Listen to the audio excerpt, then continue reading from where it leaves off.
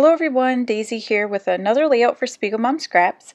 Today I am doing this layout also for some of the National Scrapbooking Day challenges that were going on over at Scrapbook and Cards Today magazine, and this one was inspired by their birthday challenge. I believe their challenges are open until either the 11th or the 15th, so if you want to play along you still have a few days. But I'm using this cut file from Paige Evans, and I cut it out first out of this white cardstock that I'm using as my background. And so I kept the outer portion of this as well as all of the little pieces that go in between the letters. I think there's a total of 3 of them. And I'm going to pop these up on some fun foam because ultimately I'm making a big shaker pocket. So the second time I cut it out was in that rainbow paper you see there, and I just kind of did the outline because I wanted all of the letters to be together as one. And then I cut it out a third time out of some black cardstock, and that one I did the offset function to make the lines a little bit chunkier because that's going to be kind of the topper of my shaker pocket, and you'll see here what I mean. First I'm working on placing down my fun foam, and I wasn't originally going to make this into a shaker. I was just going to I was going to make it into a faux shaker. So if a shaker pocket is something that is not interesting to you to make, or if it just seems too hard, or if you just don't have time for it, you can make a faux shaker pocket by basically popping up your pocket, and I'm doing air quotes even though you can't see it, around the pocket. And then instead of putting the acetate over the top, all you do is you use some glue or glue dots or whatever you use and adhere some sequins down in kind of a random manner to make it look like they're shaking. So just if you're looking for a different way of doing it and you don't want like that interactive portion, or if you just don't have time, because this can sometimes be a little time consuming. So anyway, I was going to do a faux shaker pocket and I changed my mind, so then I had to fill in all the little holes in the craft foam to make sure that the sequins wouldn't escape anywhere. And then I'm just adhering that down, and I just use a scrap piece of black cardstock to put that rainbow paper on and to kind of create the back of my pocket. And now I'm putting in these inside pieces that go in between the letters, and I also popped these up on fun foam as well. And when I say fun foam, I mean it's not, I don't think it's actually called that. It's adhesive backed craft foam, and I get it from Walmart in the kids art section. And I think I pay $5 and I get like 40 pieces of it, and it already has adhesive on it, and it's my favorite foam. I don't know why I call it fun foam. Maybe that's the brand, I'm not sure, but anyhow. So now I'm making I'm using this page protector to create the shaker top. And so I traced around that black happy birthday cut file piece, and now I'm just going to fussy cut this out. And I did use a slick writer so it doesn't smear all over the place. And I'm just cutting inside that line because I don't want the plastic to stick out.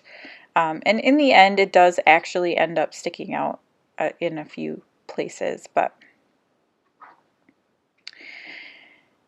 and if I had been thinking, I would have actually used my silhouette to cut this. It would have been way easier. This was not a hard image to cut around by any means, but if you watch my video, you know I don't like fussy cutting, so yeah, it would have been easier to let the machine do the work for me.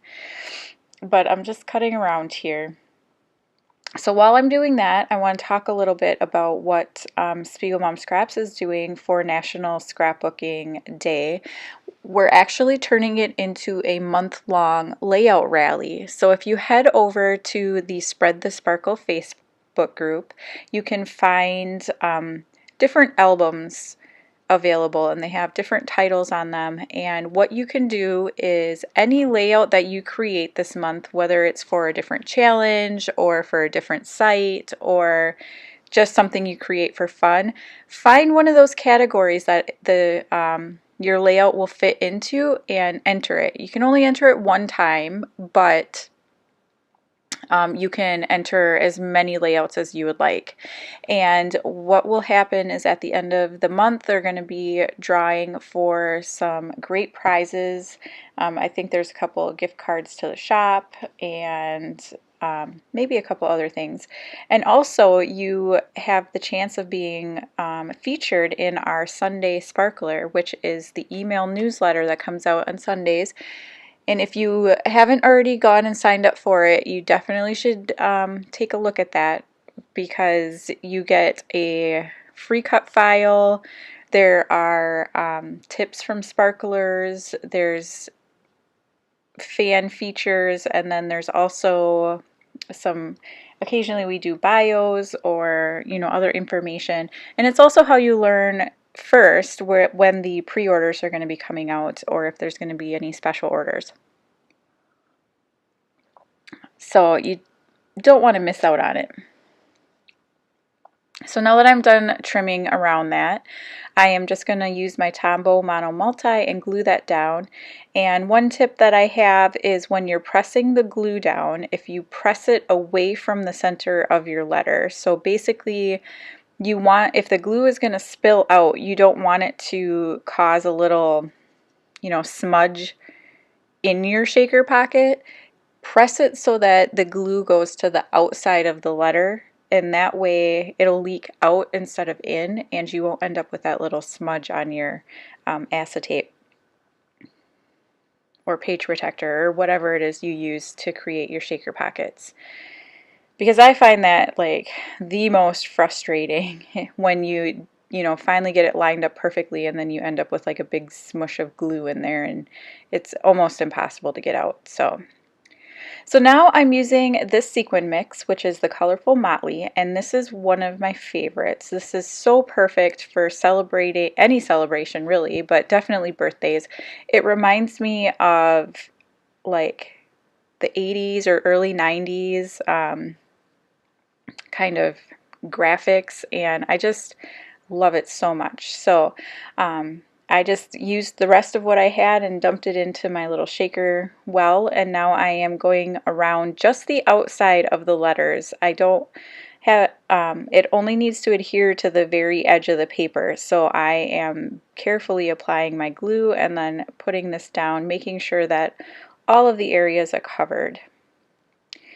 And it works beautifully. I'm so happy with this. And now I'm just going around the outside edge of the paper.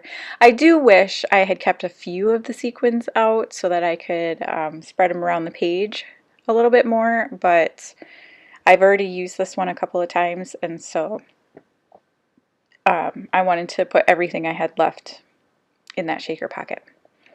So now I'm pulling out this chipboard sheet, and this is from the Crepe Paper Hooray collection.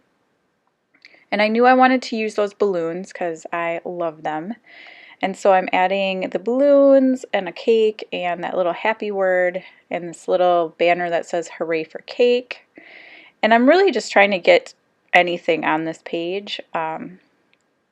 So I'm just trying things out here, and I am using a little piece because I was layering those two pieces of chipboard together. I'm using a little corner of the chipboard sheet itself to help raise that banner up to the same height as the cake. And yeah, I don't think you're going to see the photo on here because I was having some issues with my printer, but you'll see close-ups at the end. I have two photos of my daughter when she turned 13, and she has a cheesecake instead of a cake because she enjoys not normal birthday celebration food, I guess, because she usually has pie, but this time she wanted a cheesecake, so yeah. But yeah, I want to thank you so much for watching. Like I said, head on over to the Spread the Sparkle Facebook group. There will be a link down below for that. And don't forget, you can use my code DAISY15 for 15% off your next purchase in the shop. It does not work on the pre-releases, but everything else it does. So thanks so much for watching. Bye.